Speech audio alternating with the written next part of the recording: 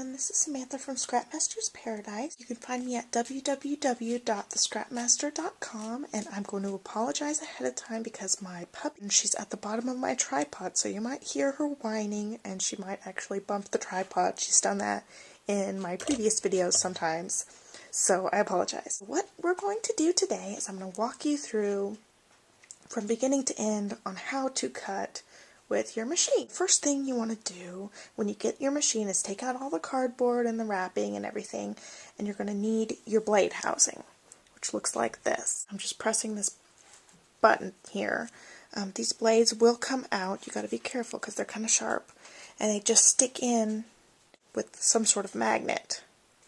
So when you stick it in, it falls in, and it's in the right orientation. So I always set my blade housing to 4, and I never change this. It's always on 4. You see the little arrow? It's pointing to 4, and you're going to want to clip this in your machine just like this with the arrow facing directly forward. That puts the blade in the right orientation. So I'm going to clip that in there. And swing this little thing over, and you want it to be pretty snug. Today I'm going to be using the Holiday Cakes cartridge. So I'm going to plug the cartridge in, and this is with the machine off. And then I put the keypad overlay in, and then I've got the booklet. I have it flipped to the page that I want to work with. I'll go ahead and turn my machine on. I'm going to zoom you guys in a little bit when we get to the button pressing.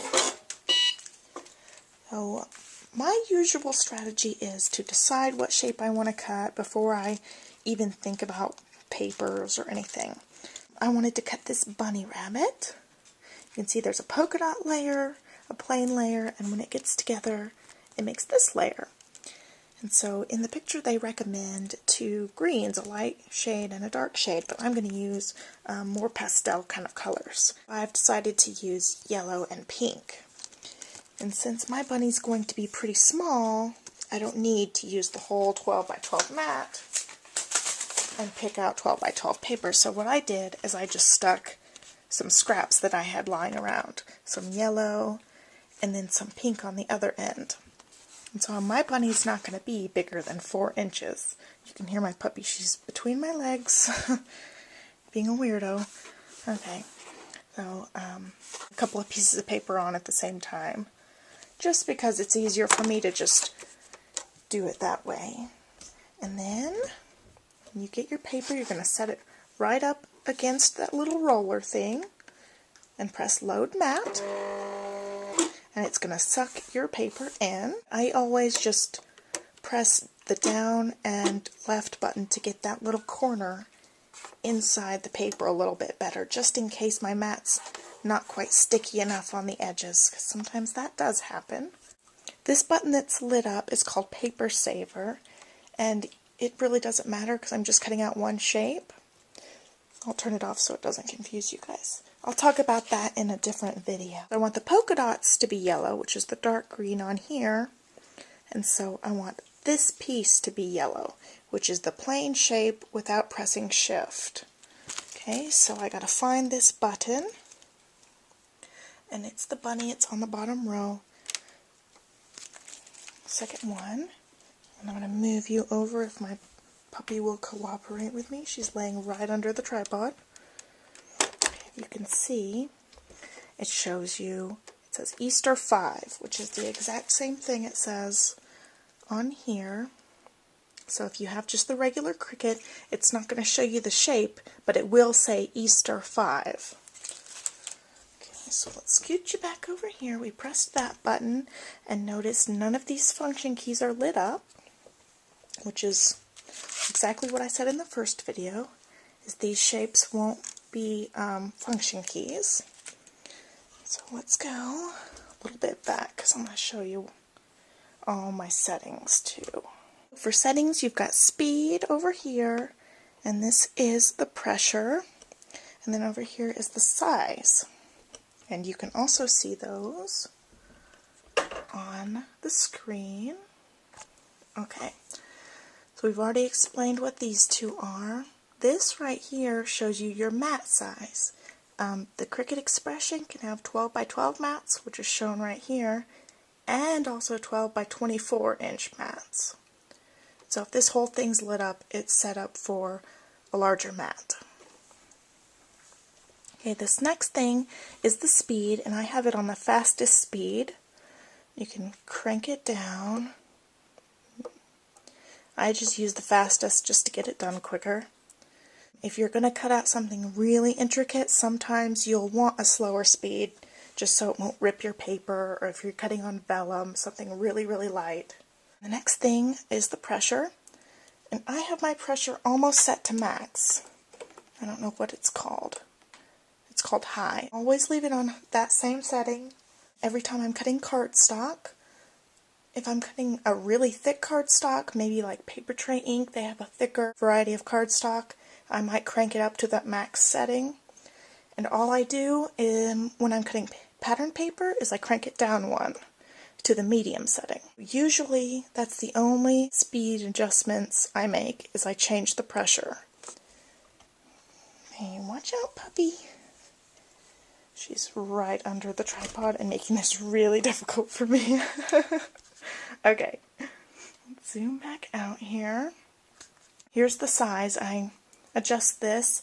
When you're adjusting the size and you don't have any of these buttons pressed over here, I will talk about each one of these buttons in later videos, but for now we just want to get cutting and get started.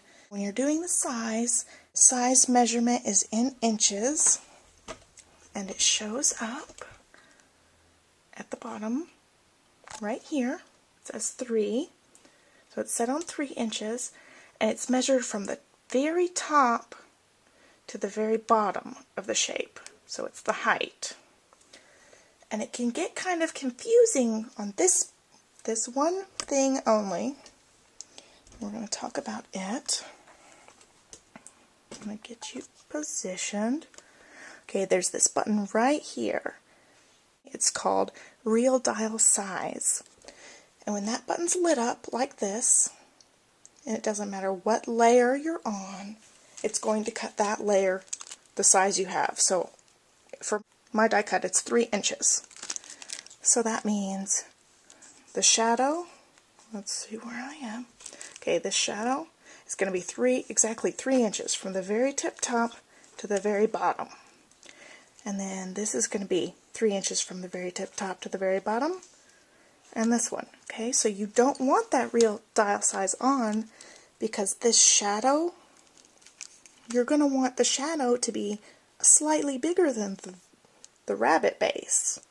And I'll show you. We'll do an example of each one of these just so you can see the difference. For layering, it's really, really important that you have that real dial size button off, which is not lit up. So we're going to leave it off, and then I'll do an example with it on to show you the difference. We've got all of our settings done.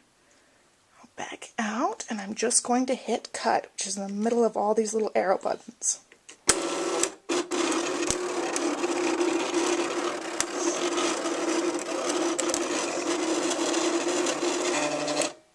I'm not going to take it out. I'm just going to move with my direction buttons. And my machine's really loud. I'll explain. My machine's really loud because it's on this glass table, which is not the steadiest thing. So if your machine is that loud, it might not be on the right surface. Okay, so I moved it to the corner of this sheet because I want the whole top layer of the bunny, this one, where you can see the polka dots through it. I want that one to be pink, so in order to get this top corner one, I need to hit Shift and then hit the bunny button. So I hit Shift, and then that same bunny button, and then on the screen, you can see it's thinking about it, but it says Easter 5 Shift. The little S means shift, and it's got the little hole cutouts in it, so we know that that's the correct button. And we didn't change any of our settings because they're already correct, and we're just going to hit cut.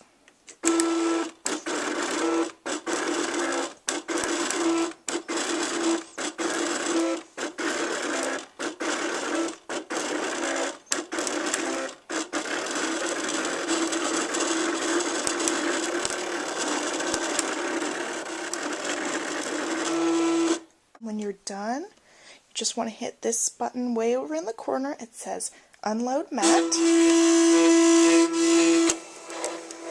And it spits your mat out. And now I'm going to back up a little bit. Well, the dog's in the way, so I can't, sorry. I'm going to peel these pieces off. And remember how we talked about how you have that real dial size button off. That means these layers are going to fit perfectly together. Just use some adhesive to attach these two pieces and then line up beautifully. I'm going to cut out a shadow layer, but I've got to get a new piece of paper on my mat. I'm going to cut out two different things on this mat to show you the difference. Okay, hit load, and I move mine down a little bit so it's not exactly in that corner, just in case it's not stuck really well at the edge. And so again, with that real dial size button off, I'm going to cut the shadow out, and then the shadow will fit the 3-inch bunny that I just cut out. Look at our handbook, and it says base shadow is the second function key, so we look for the second function key, base shadow. You can see only that one's turned on. You can only use one function key at a time, and it's right down in this corner, so we just hit the bunny button. We don't have to hit shift. And then it's going to show up on the screen, and then we're going to cut. Just hit cut over here.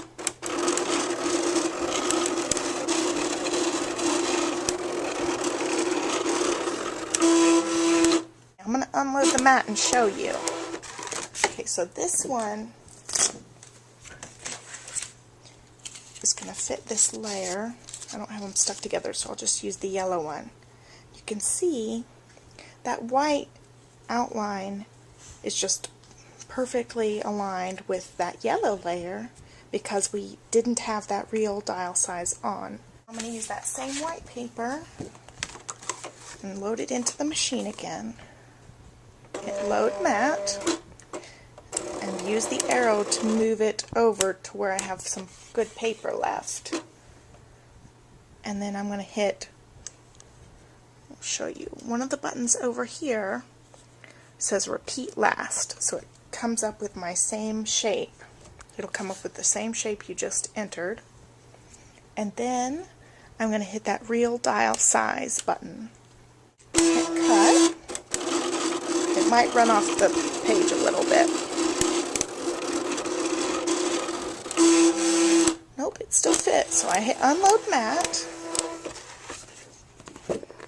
And then I get it off my paper. And now, okay, it's very subtle, you can see. Since it's cut on that real dial size, the shadow isn't big enough. You can see it kind of overlaps right there. You run out of shadow right here. And same at the very tip top of the ears. When you have it lined up, it's just not so pretty anymore. It kind of looks funky. That's because it cut actually exactly at 3 inches tall from the top to the bottom, whereas that first one that we had was proportional to the bunny. So it's really important when you're doing layering that you keep that real dial size button off.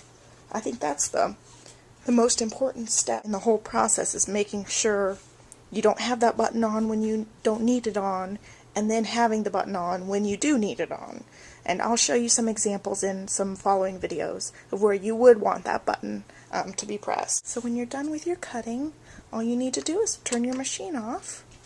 And I always recommend closing it up just so you don't get dust in it or anything. And here's a look at my finished card with the bunny cutout on it. That's a nice